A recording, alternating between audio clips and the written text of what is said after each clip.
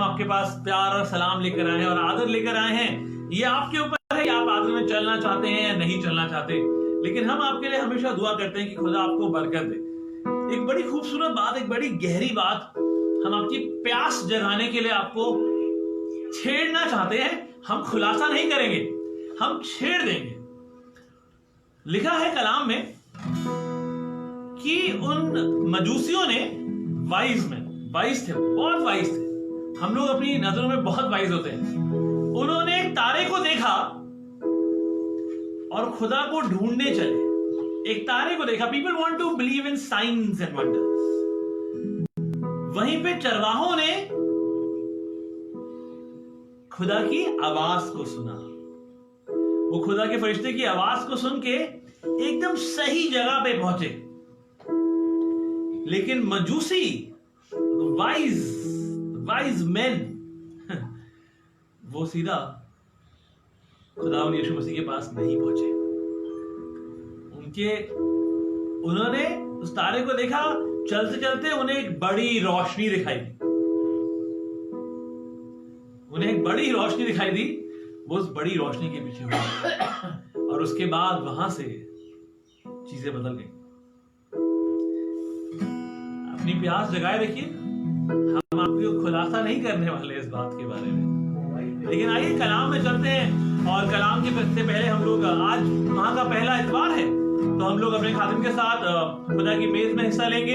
आप लोग जब तक तैयारी कर सकते हैं, प्लीज अपनी ब्रेड, अपनी रोटी, बन, कुछ भी आपके पास जो घर में अवेलेबल है, पानी, जूस, कुछ भी अवेलेबल है, वो ले लीजिए। और हम आपके साथ रोटी तोड़ेंगे। हमारा खुदा खादिम आएगा। उससे पहले थोड़ी देर वर्शिप करते हैं। God is good all the time. Put a song of praise in this song. My God is good all the time. Through the darkest night, the light will shine. God is good. He's so good all the time. God is good all the time.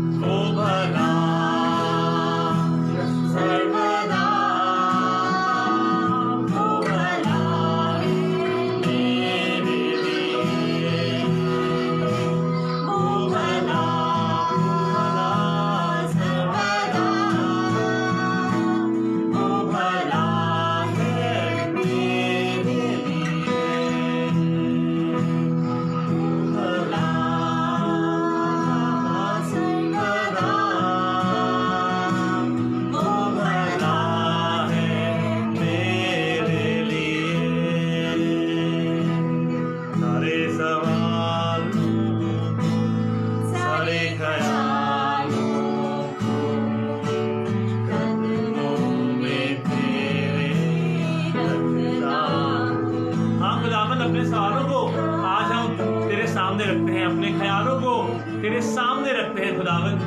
हम जानते हैं खुदावन तू हमारी जिंदगी के हर सवाल का जवाब है खुदावन। तू वो अगर हम तुझे पढ़े खुदावन, तेरे कलाम को पढ़े, तेरे लिखित कलाम को पढ़े जिसको लोगोस कहा जाता है खुदावन मसीह, तेरे कलाम को सुने जिसको रेमा कहा जाता है, स्पोकन वर्ड ऑफ लॉर्ड खुदावन, तो तू चीजें बदल देता है।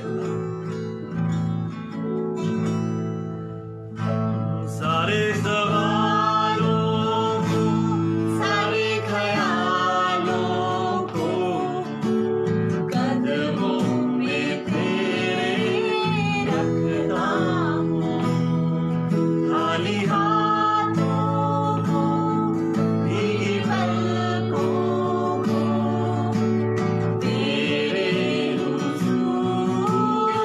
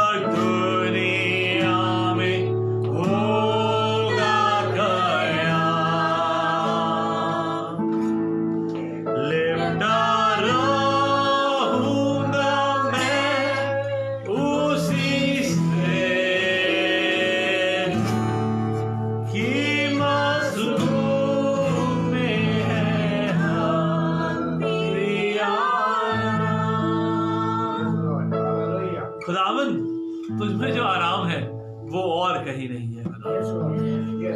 तू हमारा चैन सुख, हमारे सुख का मूल है तू खुदा।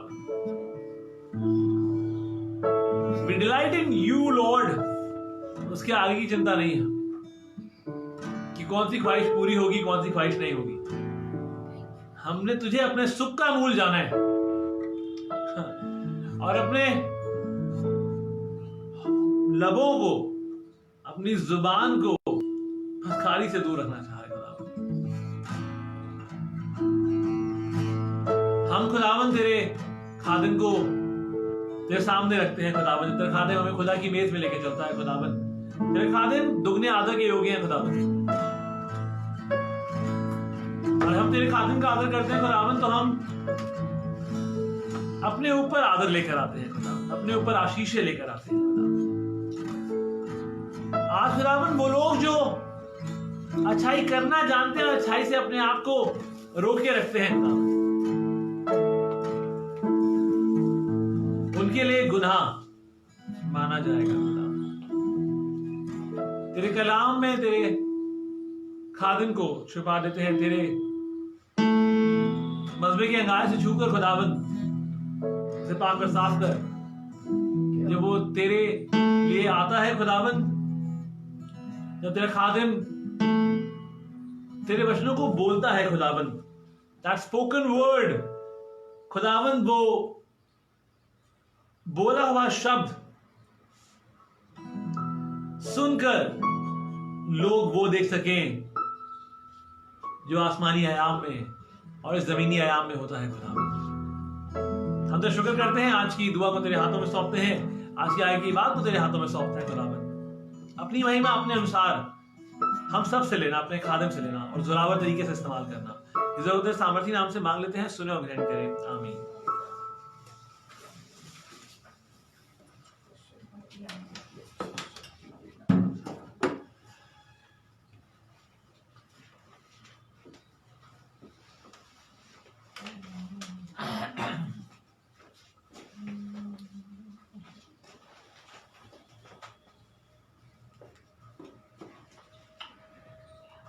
आइए आज खुदावन की मेज में शरीक होंगे।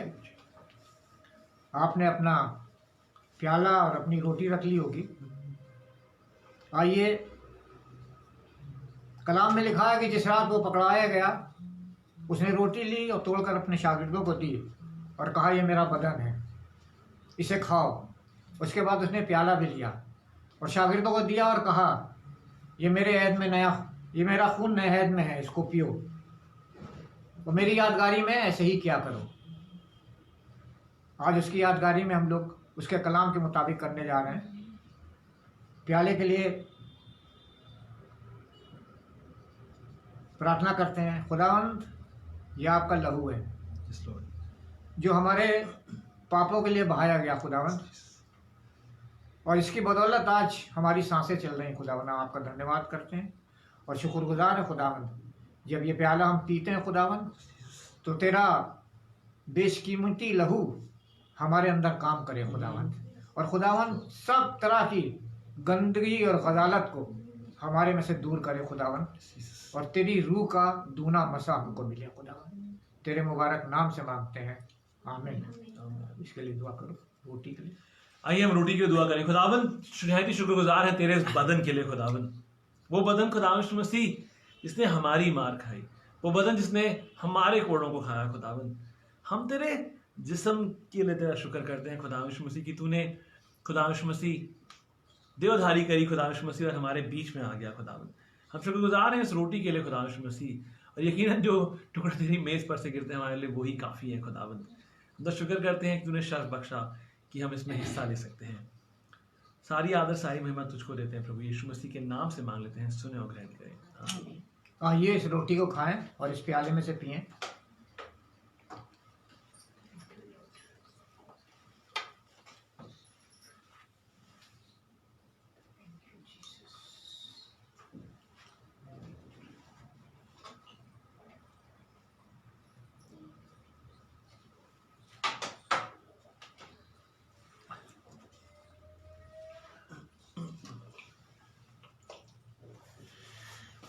समाप्त कर दिए। आइए हम दुआ करेंगे और इसके बाद हम खादिम को खुदावंद तेरे हाथों में सौंपेंगे ताकि हम कलाम को, तेरे गहरी बातों को, तेरे कलाम की गहरी मुकाशिफा को सुन सके, समझ सके। खुदावंद आइए दुआ करें। Thank you Lord, thank you Jesus. खुदा यीशु मसीह नहायत ही शुक्रगुजार है खुदावंद, तूने एक बार फिर हमें खुदा यीशु मसीह तेरे मिलने पर खुदा यीशु मसीह हमें तेरी यादगारी में जिस काम को अंजाम दिया है खुदा यीशु मसीह, उस रोटी को खुदा यीशु मसीह हमने तेरे बदन को लिया, तेरे लहू को लिया खुदा यीशु मसीह। हम चाहते हैं खुदा यीशु मसीह हम हर दिन कोशिश करें खुदावंद, इसके बिना तो हमारी जिंदगी अधूरी है खुदावंद यीशु मसीह। हम अधूरे हैं, तू हमें पूरा करता है खुदावंद। यस, बहुत शुक्रगुजार है खुदावंद तेरी कुर्बानी के लिए खुदा यीशु मसीह। और हम शायद कुर्बानी नहीं कर सकते, लेकिन खुदावंद हम हुक्म मान सकते हैं खुदावंद।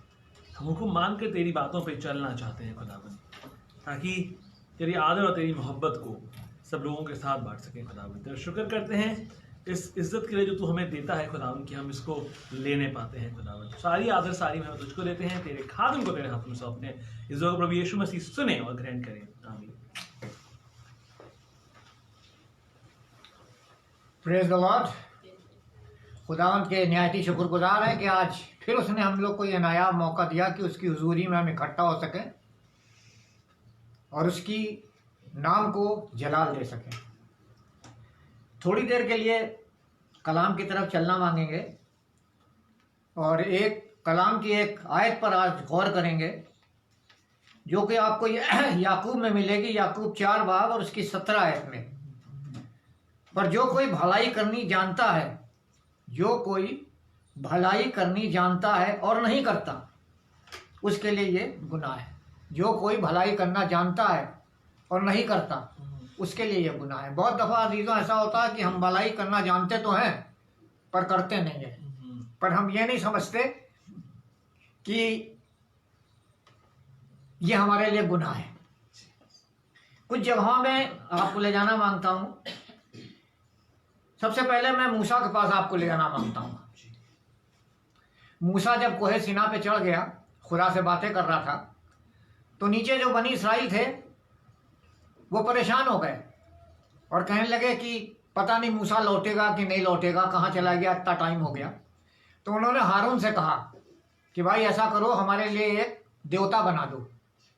तो हारून ने कहा कि ठीक है, जितने लड़कियां, औरतें और लड़कों की सोने की बालियां हैं वो ले आओ और लाकर मुझको दो, तो मैं तुम्हारे लिए एक सोने का बछड़ा बना दूंगा।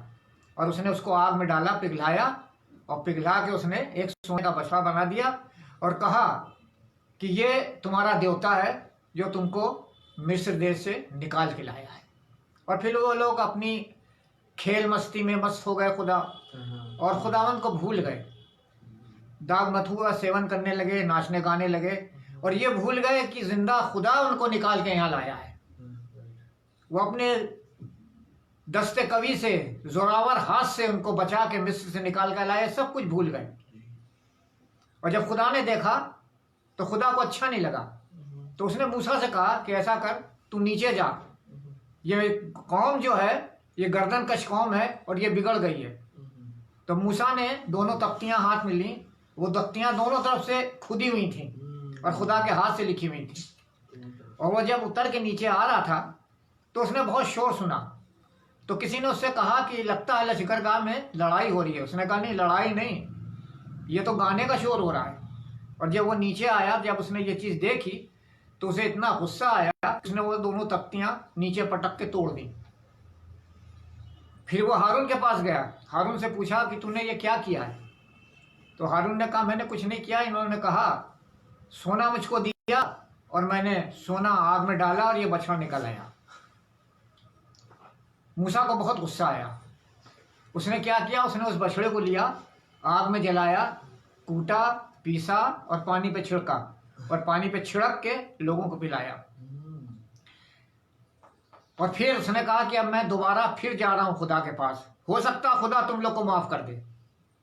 और वो दोबारा पहाड़ पे चढ़ा और खुदावन से उसने कहा कि खुदावन इन्होंने आपका गुनाह किया है, इनको माफ कर दें। मगर खुदा ने कहा नहीं, जो गुनहगार है उसको सज़ा मिलेगी। तो मूसा ने एक बात कही कि अगर तू इनको माफ़ नहीं करता है तो मेरा नाम भी जिंदगी की किताब से काट दे। इस तरह से मूसा ने अपनी पूरी कौम को बचा लिया, पूरी कौम के साथ उसने भलाई करी। दूसरी जगह, एक जगह और चलना मांगते हैं, रहाब कस्बी के लिए। यहोशू ने 2 जासूस भेजे कि जाओ जरा शहर को देख के आओ, कहाँ क्या क्या चीज़ है और कैसे है। वो दोनों आए और दोनों आके वो रहाब के घर में ठहरे। रहाब ने उन्हें अपने घर में ठिका लिया। भाई बादशाह को जब ये पता चला तो उसने कहा जाओ पता करो कि 2 आदमी आए हुए हैं, कौन है, क्या है, कहाँ है। तो जब वो दोनों आए रहाब के यहाँ, तो रहाब ने कहा हाँ आए तो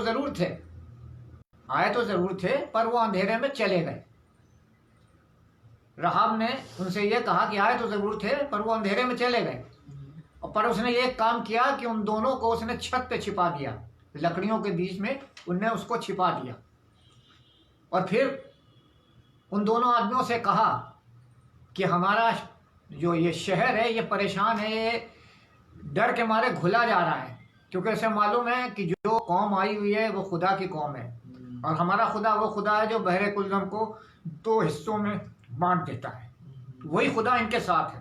तो सारे अंदर घबराए हुए हैं, डरे हुए हैं। ऐसा करते हैं, उसने कहा एक बात है, एक वाचा मेरे साथ बांधो कि जब तुम इस शहर को बर्बाद करोगे तो मुझको नहीं बर्बाद करोगे, मेरे घर को नहीं बर्बाद करोगे। उसने कहा ठीक है, ये बात अगर तू किसी से कहेगी नहीं तो ये वाचा सही है, और अगर ये बात तू सबको बता देगी तो ये वाचा गलत हो जाएगी। फिर उसने क्या किया, रहाब ने रस्सी से लटका कर उनको उतार दिया दोनों को, और कहा तुम चले जाओ।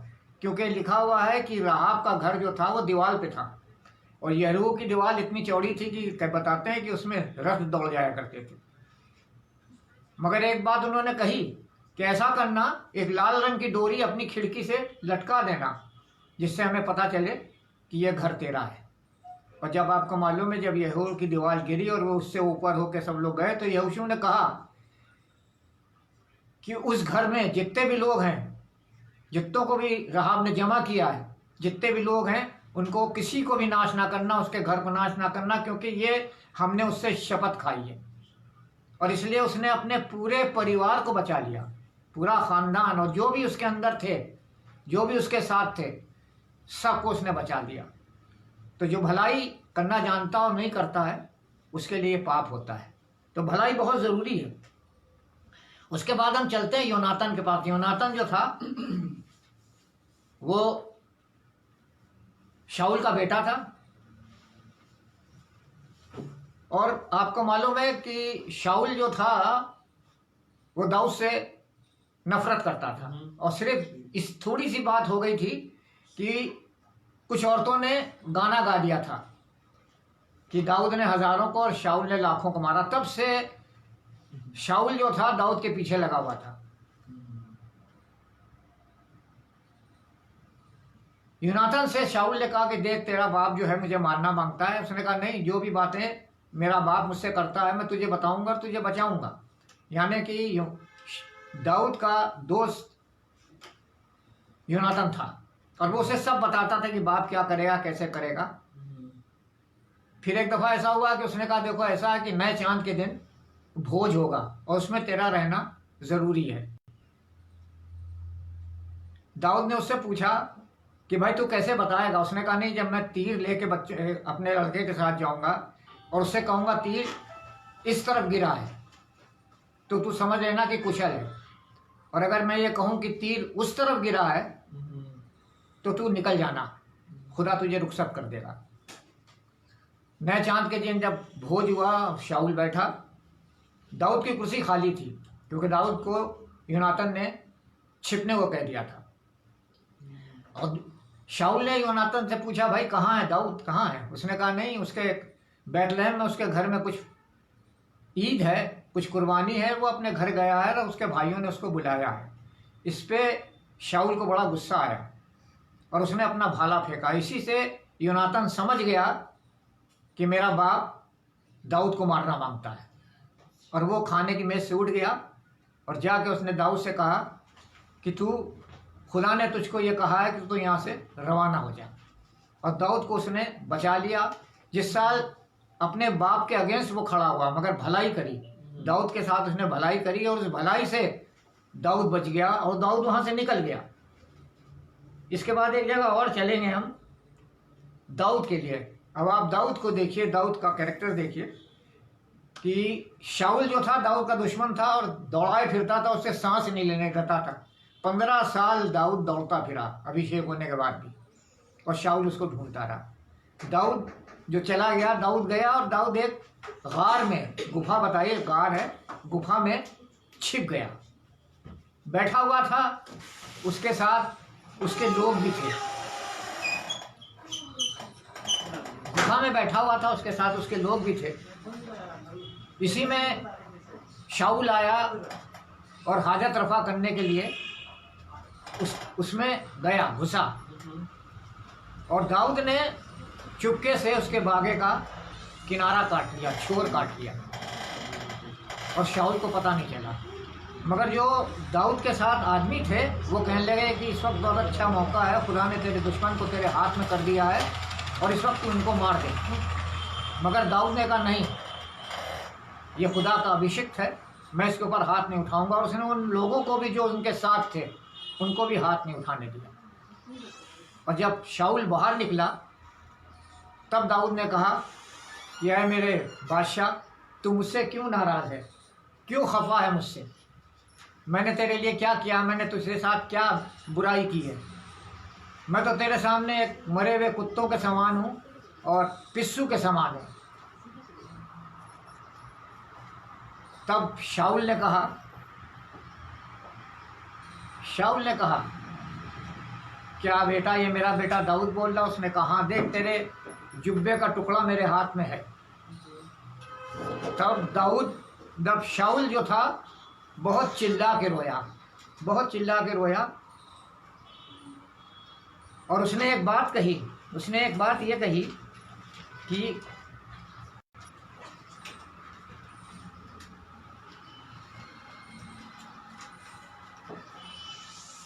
कि तू मुझसे ज़्यादा सादिक है, क्योंकि मैंने तेरे साथ बुराई की मगर तूने मेरे साथ भलाई की है। इस तरह दाऊद ने जो भलाई करना जानता है और नहीं करता है उसके लिए ये पाप है, उसके लिए गुनाह। भलाई करना जानता है और नहीं करता है उसके लिए ये पाप है।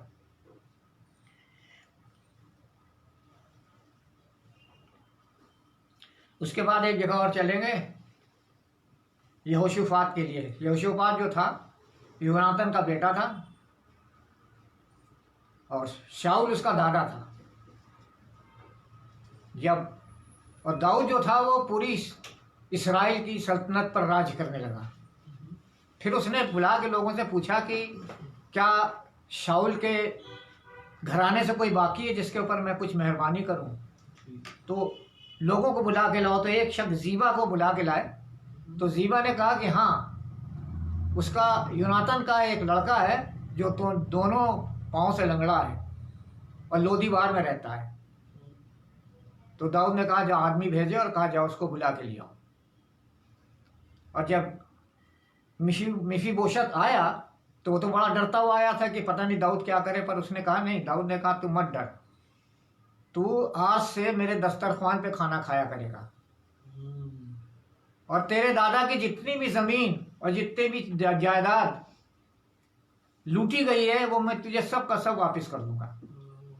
और उसने जीबा से कहा कि देख, तू खेती बाड़ी कर और वहां से लेके आ और अपने आका की खिदमत कर और अपने आका की। जब तक कि मिफीबोशत जिंदा रहा वो दाऊद की मेज पर बैठ के खाता रहा। और दाऊद की एक चीज बहुत थी कि वो जो था वो अपंग लोगों को पसंद नहीं करता था। दाऊद जो था उसकी ये बहुत वैसी बात थी, ये मैंने भी पढ़ा तो मुझे भी बड़ी हंसी आई कि वो पसंद नहीं करता था। अगर दूसरा शमूएल 5:8 में लिखा, अंधे और लंगड़े जिनसे दाऊद मन से घृणा करता था। अंधे और लंगड़े जिससे दाऊद मन से घृणा करता था, उसके बावजूद दाऊद ने मेहरबानी करी। मिफीबोशत को उसने कहा कि जब तक तू जिंदा है तब तक तू मेरी मेज पे खाना खाएगा। जिस साल उसके दादा ने दाऊद को बहुत दौड़ाया था, पर उसके बाद भी दाऊद भलाई करना जानता था। उसे मालूम था कि अगर मैं भलाई नहीं करूंगा तो ये मेरे लिए गुनाह ठहरेगा। और दाऊद ने भलाई की।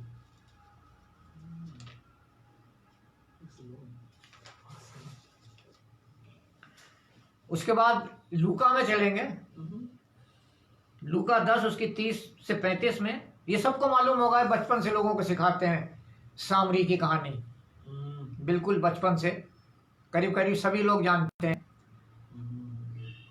तो एक शख्स जो था वो यरूशलेम से यरीहो की तरफ जा रहा था। रास्ते में डाकू मिले, मारा उसे, लूट लिया, कपड़े फाड़ डाले, जख्मी कर दिया और छोड़कर उसको चले गए। सबसे पहले वहाँ जो था एक काहिन आया। काहिन एक अच्छा रुतबा रखता है, मगर उसको देख के वो कतरा के निकल गया। उसने ये नहीं सोचा कि जो अगर भलाई करना जानता और भलाई नहीं करता तो उसके लिए गुनाह है। उसके बाद एक लेवी आया, उसने भी देखा और वो भी कतरा के निकल गया। उसने भी उसके साथ कोई भलाई नहीं करी। उसके बाद एक सामरी आया, उतरा और उसने उसको तेल लगाया, दवाई लगाई, पट्टी बांधी और अपने जानवर पर बैठा के उसको सराय में ले गया। और सराय में ले जाकर 2 दिनार उसको दिए और कहा तो इसकी देखभाल कर, मैं लौट के जब आऊँगा तो जो बाकी है वो भी दे दूँगा। कभी कभी ऐसा ही होता हमारे साथ कि हम भलाई नहीं कर पाते। छोटी छोटी भलाइयाँ होती हैं, चीज़ों बहुत बड़ी भलाई नहीं होती। कोई बुजुर्ग आदमी सड़क पार कर रहा है और आप देख रहे हैं कि सड़क नहीं पार कर पा रहा है, तो आप उसका हाथ पकड़ के सड़क पार करा देते हैं, एक बहुत छोटी सी भलाई है। कोई परेशान है, आप उसके पास जाके बैठते हैं, उससे पूछते हैं वह क्या परेशानी है, उसके लिए दुआ करते हैं, प्रार्थना करते हैं और उसको समझाते हैं कि दुआ से सब कुछ हो सकता है।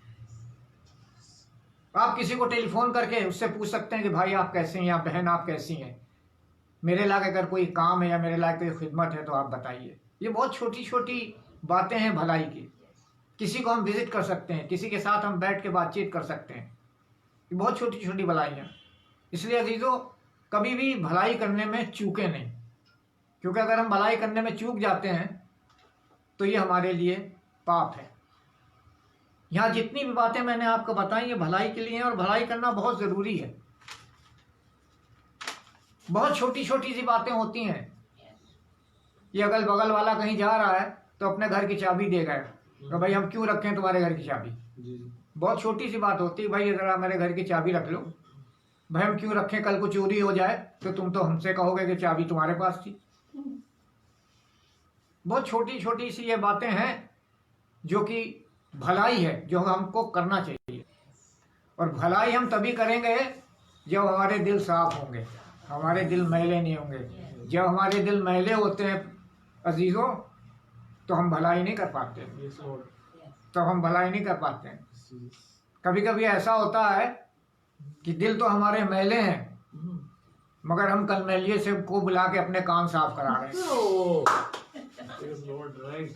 दिल में सफाई होना बहुत ज़रूरी है। जब हम दिल साफ रखेंगे अपने तो हम दूसरे की भलाई करेंगे। इसलिए अजीजों, इस आयत को हमेशा याद रखिए कि जो भलाई करना जानता है और नहीं करता उसके लिए पाप है।